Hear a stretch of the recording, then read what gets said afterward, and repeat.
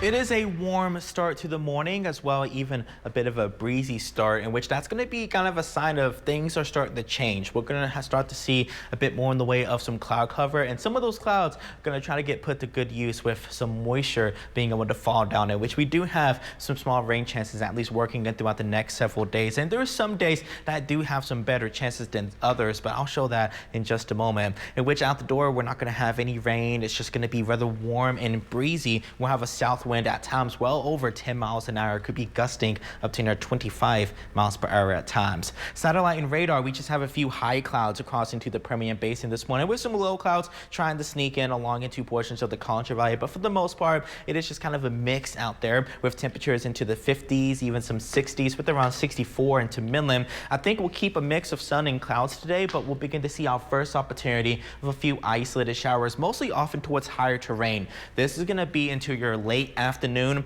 And again, it's going to stay fairly isolated. I think areas like Midland, Odessa, especially San Angelo and Abilene, will likely stay dry today, but we'll see another resurgence of some moisture. Could even be a bit of haze tomorrow morning across into the Contra Valley, but I think we'll be able to see another round of a few isolated showers, again off higher terrain. And I think this time around, they'll try to push a little bit more so often towards the east, as we're going to have a fairly weak dry line that's going to set up. But these storms are not going to have a lot of steam, so I think when it comes to movement, it might be hard for them to really push over towards the big country in Contra Valley. But we'll just keep a few isolated storms just like here. This will be around 7 p.m. and I think they'll be gone by the time the sun does set. But really, heading into Wednesday, I think that's when we're going to start to see at least some slightly higher rain chances. I think we'll keep a few isolated activity into the basin towards Wednesday's afternoon, but heading into late Wednesday into early Thursday, we're going to see a disturbance that's going to roll through, and I think we'll be able to see at least some form of a line of showers and thunderstorms along the eastern Permian Basin towards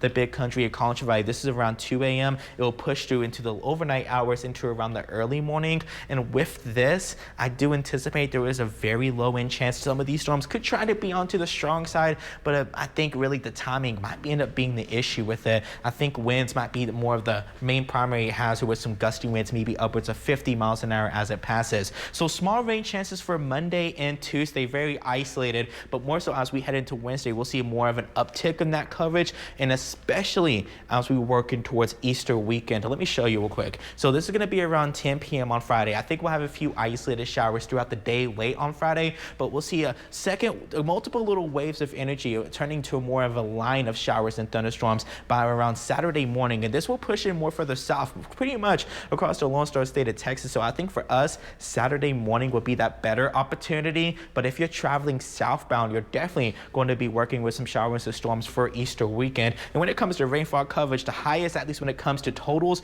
is likely going to stay along I-35, maybe pick up an inch along into portions of San Angelo and Abilene throughout the next 7 days. In Midland, Odessa, we look up maybe upwards of a half an inch for the next 7 days. So today, most of us will stay dry, just a few isolated showers, mostly often towards portions of higher terrain. 80s and 90s across the board. Will stick with some warm temperatures and even some breezy winds as we start working it throughout the next several days. And with this, I think the better opportunity of rain for West Texas is going to be more so heading into late Wednesday into early Thursday, where we'll see that first line of showers and storms move through, and then we'll see a secondary line come in as we head into late Friday into early Saturday with a slightly higher coverage alongside some significantly cooler temperatures. Victor?